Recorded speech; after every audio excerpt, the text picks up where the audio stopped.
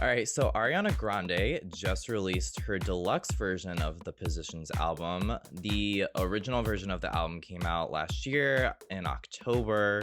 So that album is still on the charts. She's got a couple singles still in the top 10. But this time with the deluxe, she put out a few new tracks. So here with me today is Alex Molle, and we're gonna review Ariana Grande's deluxe version of Positions. Hey, Alex. Hi, David. How you doing? I'm doing well. First off, I just want to know on a scale from 1 to 10, if you can even put it on that, how big of an Ariana Grande fan would you say you are? No, you can't put that on there. Like, it's just not a question. It's not a That's question. it's just a number one thing. Um, Literally on my Spotify, you look at it and the year-end chart every year from 2013 to now, Ariana's the number one artist. Her songs like occupy my top tens. Like, I just lit. It's constant. It's constant. Yeah, I think that's a great Yes, thing that Spotify Wrap does for us, is reminding us of our obsessions each and every year. absolutely. And when did you have you followed her from the beginning of her career, would you say? I would say that, like, I saw some videos of her, like, singing when she was on Nickelodeon. I always thought she was really talented. It was when she kinda came out in 2013 with, like, her debut album, and it was the perfect, like, pop R&B, like, blend.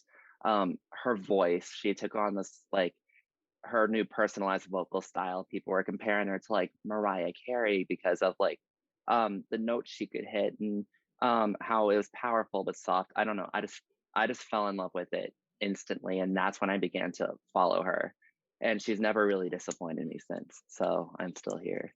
Yeah, I agree with all that. Like, I was really into her first album when it came out back in 2013, Yours Truly. I have that album Mhm. actually. I have the physical copy. And it's funny that you mentioned Ariana Grande and Mariah Carey, that comparison, because that definitely has been thrown around a lot, like in terms of their singing capabilities and the style of their music.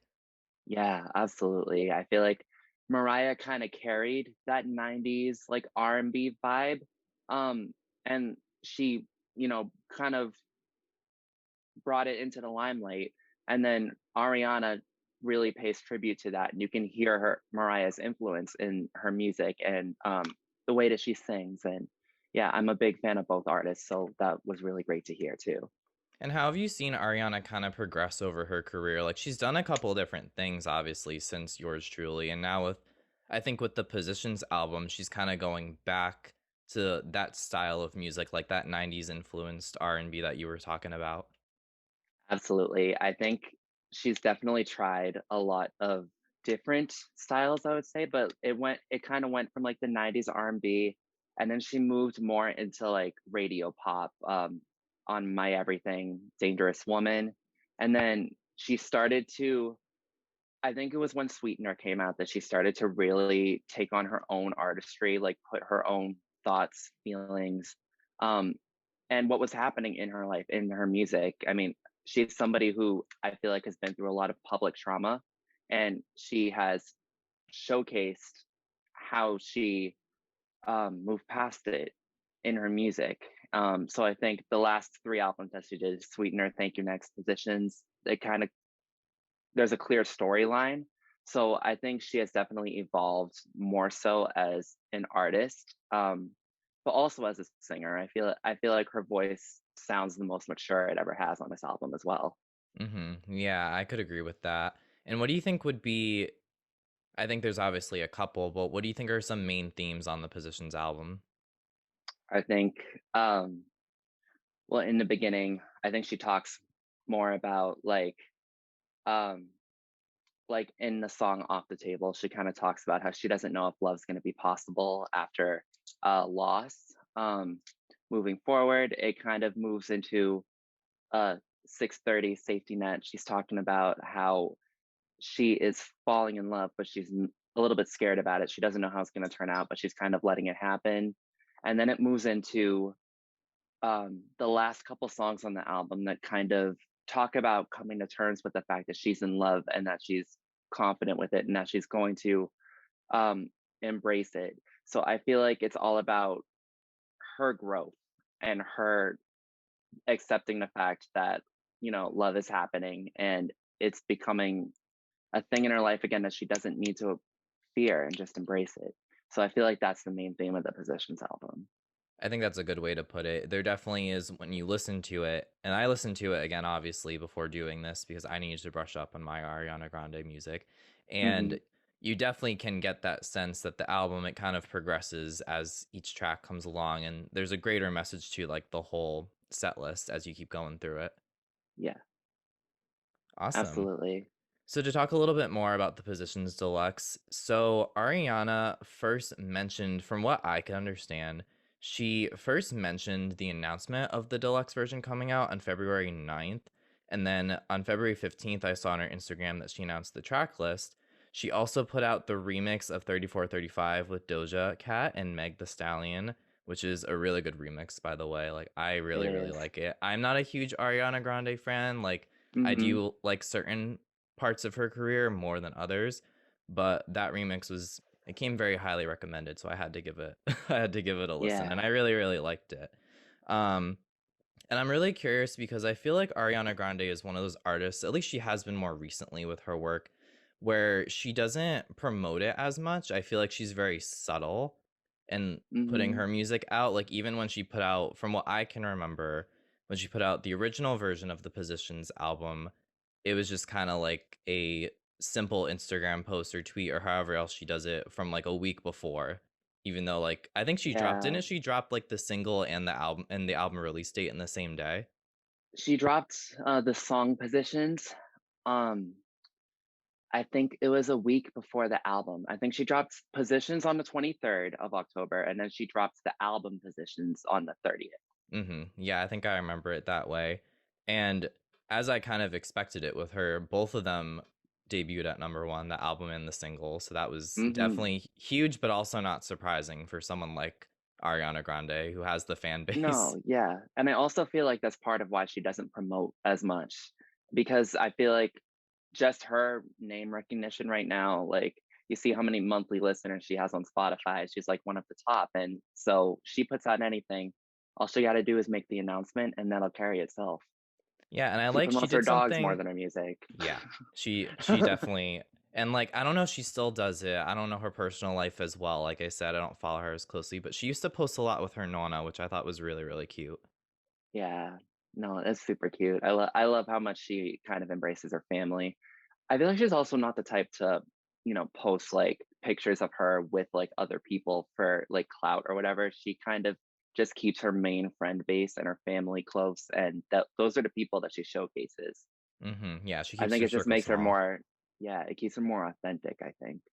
Yeah, I would agree with that. And I like what she did this time around with the bonus tracks or the new tracks on the deluxe version. She kind of put out these little video reels of each hmm song with like the title, and that was really trippy and really cool. What did you think of that? I've always gotten excited when she's been doing this for a long time, just sharing the snippets before. Premiering, her songs, but I feel like it's just kind of a tradition with more so for her fans. Obviously to get people excited about the deluxe version, but I feel like that's more of a thing that she kind of shares with her fans. And yeah, so that's always really exciting. So yeah, this deluxe version came with four new tracks. It came with Test hmm Drive, 3435, the remix, Worst Behavior, and Main Thing. And I like what Ariana did too, is that she kept the order of the original album and then just fed into these bonus tracks with the interlude Someone Like You. So what do you think about how she structured that? Like, do you think it flowed really well? Do you think the album still kind of, like stands on its own with this, like these tracks adding even more to it? I think the album would stand perfectly on its own. I do really like the addition of the tracks. I think when you listen from the last track POV into the Someone Like You interlude and all the way through, it makes sense. I think sonically it makes sense. Lyrically, it does make sense. And I say that because I said that the last couple songs on Positions kind of talked about being comfortable falling in love again. Um, and then all of these tracks kind of have that same theme where she's like in love and happy. And you can tell that she wrote them among those other tracks. And she said it herself that she would replace Love Language at the very end with Test Drive. So yeah, I just felt like fit perfectly at the end of the album. I don't really think it could have gone anywhere else. Yeah, which of those tracks do you think is your favorite? Hmm. Or I really am torn between worst behavior and main thing. Mm. I feel like worst behavior kind of has a little bit of an attitude to it, which I really like. And then main thing just has that classic like butterflies in the stomach, like pop R&B kind of sound. Yeah, I think I liked Worst Behavior too, listening to it because it sounded a little bit different, even sonically, and just like you said, it has kind of an attitude to it, Hmm. which is something we're not unfamiliar from her. Like she definitely has Yeah, songs like that. Like the whole Seven Rings album, you could argue, is very Seven much that. Rings. Yep, Yep. you came to play. You came to play. But Hmm. yeah, what do you think in terms lyrically and conceptually? What are some of those songs kind of represent? Like you kind of touched upon it a little bit about love and accepting love, but let's talk a little bit more about some of those tracks. Yeah, I think well, this album kind of reflects her place in life right now. You know, she's gonna get married again. She's been with this guy for we don't really know how long. But he's making her happy, and you can tell that through her lyrics. She talks about in test drive. She's saying, "You don't need to test drive nothing." Like she knows this is the real deal. Worst behavior. She talks about kind of how she has this authentic connection with this person, but she doesn't need to make any posts about it or like make it public because I feel like she's been through a lot, sharing her relationships publicly and then having them not go well, and then getting the scrutiny and everything. So she kept most of this relationship very private, and I feel like that's what she wrote the song about. Um, Someone like you, I miss that one. It reminded me a lot of I, um not to be controversial, but in Sweetener, when she wrote the little interlude about Pete Davidson called Pete Davidson, Mm. and it was just about how she's happy, and it was harmonies and like butterflies, and that's what that reminded me of. Um, and then main thing kind of just wraps it all up. Like he's her main thing. Like she found this person that she doesn't have to second guess or question or so I feel like all of these songs kind of carry that similar, like, this is my person. I'm not going to worry about it. I'm not going to worry about what people think about it. So I feel like that's what it carries lyrically. Yeah. Yeah, I would agree with that. I think too, thinking just about the title and obviously the lead single off the album Positions is very telling because kind of what you were alluding to, her fulfilling all these different positions in, like a relationship or just in life.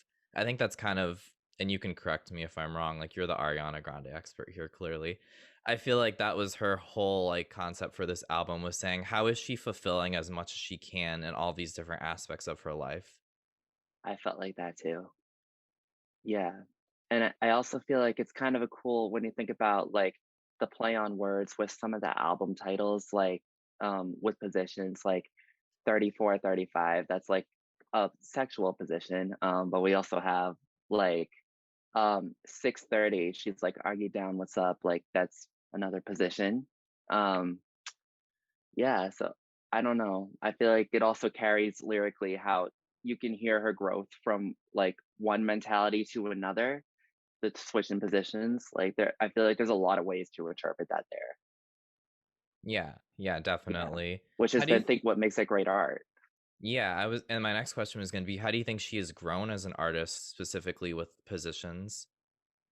Well, in other than being more true to herself, she's also vocal producing and helping produce the music as well.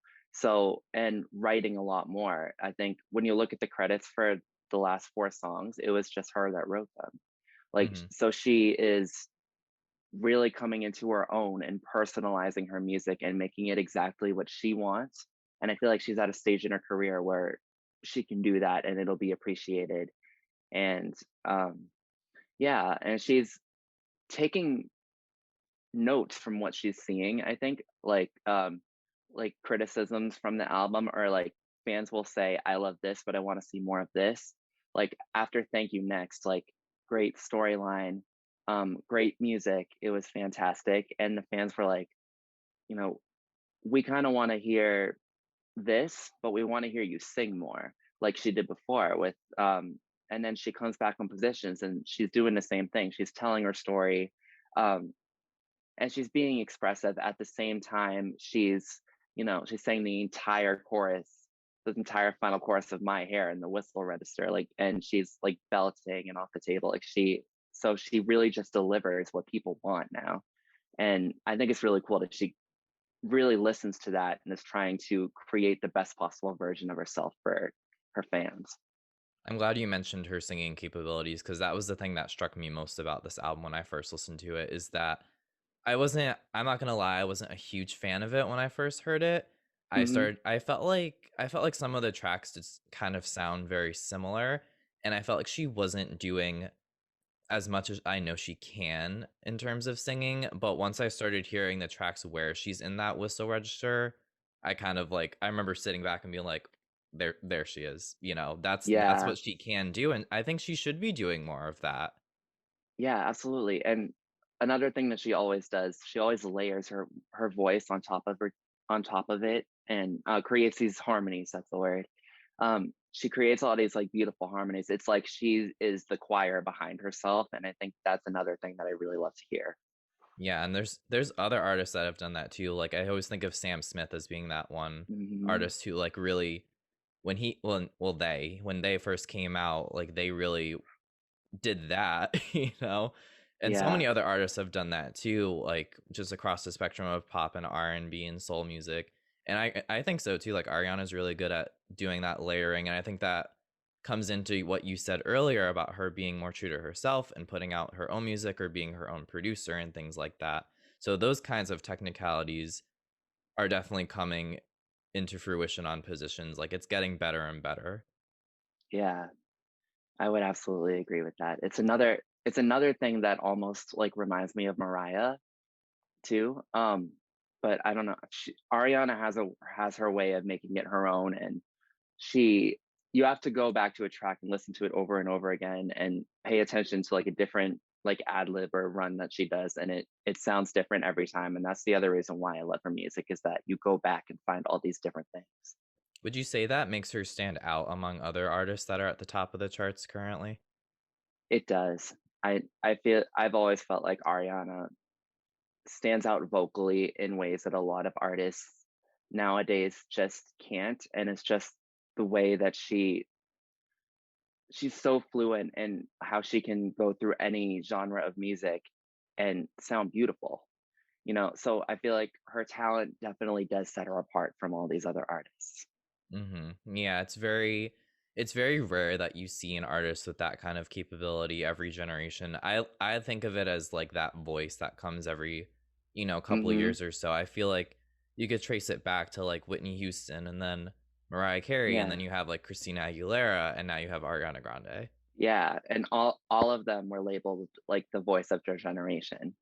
Yeah, absolutely. And like I said, it's one of those things or one of those people that just comes around every once in a while, like every decade or so. And it's kind of funny how they all kind of do similar types of music or they're all like compared to one another, but that's also just people's tendencies. And they all cite each other as influences too. Exactly. I think that's important to make note of. Yeah, but What I did did you I think? did I don't know, I'm sorry. I know I you're just good. think that oh, I really think that it's awesome to see that evolution too of, um, these people that are so inspired by each other and so talented. They take what we see as, like, the voice, and then they evolve it and make it their own, and that becomes a huge part of their legacy. Yeah, and Ariana Grande is definitely one of those people too that is she's kind of like you said taking ownership of her career and her voice and her music. So, Yeah, she's going to have a long career. I can definitely anticipate that. she is, and I feel like she's not even done being at her peak right now. Yeah, I don't think so either. So, what did you think of the 3435 remix video with Doja and Megan? What do we think of that? The video was fun. The video was fun. I feel like a lot of people expected a little bit more from it, but it was honestly what I expected it to be. Like it was just Ari and Megan Doja, like having fun, looking good, like just showing themselves off. I thought it was awesome. And Doja Cat and Megan Thee Stallion are two artists that I'm obsessed with right now as well. So I think when I saw that collaboration announcement, I was so excited. And when I heard it, I thought it flowed very well. Actually, Megan's verse had to grow on me a little bit just Hmm. because, Doja can fit onto anything. I feel like Megan, I've kind of heard her do the like Girls in the Hood savage, like it was very up in your face, very confident. It was awesome. And then Ariana has this kind of like fairy tale trap that I feel like um it takes a couple listens to understand Megan in that song, but I thought that this collaboration was great all in all. Yeah, Megan the Stallion has one of those rap voices that is just so assertive and she's so confident in her presentation and her delivery that I could definitely see that. And I think I thought the Yeah. same thing too when I first heard it was yeah, Doja Cat's verse like flowed a little bit better. Megan's verse like stood out. It stood out, but it didn't stand out to the point where it was like falling off the ledge. Like I think it was still Yeah. in the box. It was almost like, is this the right song? But Yeah. yeah. And like you said, the video too was just it was just chill. Like I thought it was funny that it was just them like I think at the end they're in like a hotel room or a motel room, whatever, like ordering like room service, but they're still like Baked Alaska. yeah, Yeah. like baked Alaska desserts, champagne, but they're still like dressed up and like for some reason the bathroom is like really nicely tiled. Like Yeah. they all fall asleep in Yeah, like the Megan's same like bed. twerking in the hot tub. Yeah. It was just it was interesting to say the least. But yeah, like kind of what you said, not something you would expect from them, just kind of like them being themselves and just looking amazing as always. Yeah, exactly. It's a remix. Like I didn't really expect the whole like Dave Meyers production. Like it was literally just them like having fun. If you Yeah. like, yeah, I feel like her other music videos are more for that. Yeah. So, kind of going back to the whole album now, are there any songs on there that stick out to you specifically or you have a like very like specific connection to? Um, the first song I connected to was My Hair, just because it sounds very like old neo soul, like the 90s R&B. Like, that's the kind of like Mariah-esque Ariana that like it just seems very nostalgic. Um, so that was the first one I connected to, but um honestly, 34, 35, I really like that. It just makes me really happy. Same with Just Like Magic. I feel like Just Like Magic might be my favorite song. It and it just same thing, pop R&B vibes. It's about like manifesting something and just how letting it happen and embracing the fact that, you know, you get everything you want because you radiate good light into the world, you know. So that song I feel like I can put on at any time and it's gonna lift my spirits. So I would say that Just Like Magic is the one that I connect with most. Mm. It's funny because that song has been like stuck in my head for the past week for absolutely no reason. I don't know why. Like I was waking up and just having it like or like humming it and I literally had not even listened to the song in a while. For some reason it was just ingrained in my brain. Yeah. Yeah, no, it has a catchy chorus too, and that's what I love about it. What other impacts has Ariana's music had on you personally? I feel like um well, as much as I've always loved her, I felt like when she started to kind of emote her emotions into her music, like on Sweetener, she started singing for the first time about like her struggles with anxiety. And I'm someone who's always had struggles with anxiety. And then and at that particular time in my life, it was really bad. And so hearing her kind of emote that and saying, just keep breathing. Um, she's singing in No Tears Left to Cry, like just kind of a bridge to get over it, like an escape. And that's your space to be like, you know what, I've been through this much and I don't have to, sit back and cry about it. Like I'm grateful that I got to the other side. It's almost like the theory of thank you next, but not quite there. I don't know. Um, so I feel like that was the first major impact that she had on me musically was Mhm. just connecting through me to those songs and helping me feel better. Yeah, and I love that music has that power to help people, especially with like mental illnesses and things of that sort, like struggling with that stuff. And yeah, like that was a very personal time for her too. And I remember her saying the Sweetener album like was kind of a turning point for her too, and how she had the whole artwork with her upside down and how she felt like everything that was going on around her was just turning her world upside down. And she really did put it into her music. And I think I think like going back to like you said the other albums that she's put out more recently, like it is like her life is imitating her art. Yeah, absolutely. And she also described like this feeling of feeling out of body and kind of looking in on yourself and saying like, what's going on. And that's something like if you ever go to therapy, that's something any therapist will ask you, like, do you ever feel out of body? And that's kind of what the last song on Sweetener, Get Well Soon, is about. Like, she says, girl, what's wrong with you, come back down. And I don't know, just listening to that, it's literally like my own mind speaking to me through music. And I just thought it was crazy the way that she did that. And she just like, she layers all of her voices, but she makes it like different people talking, like your mind and then your body. And I don't know, it's just the way that she communicates about anxiety, particularly, just really hits a nerve because she knows how to, hit it right on the head with what it actually feels like. Mhm. That's great. Thank you for sharing that. That's really awesome.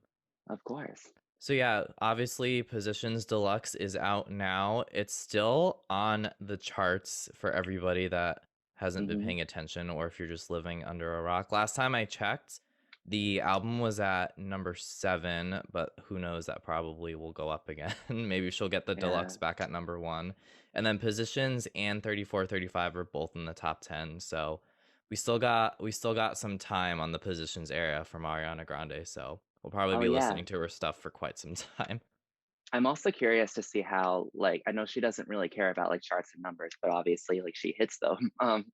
So I was really curious how the deluxe tracks were going to perform because they were in the top, they occupied like the top four spots in iTunes this week.